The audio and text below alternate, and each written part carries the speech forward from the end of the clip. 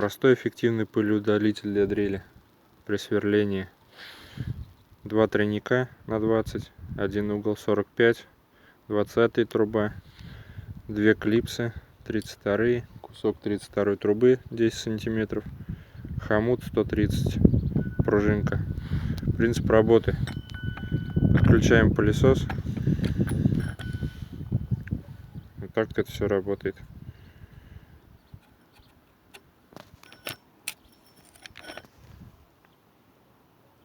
Возврат в исходное положение.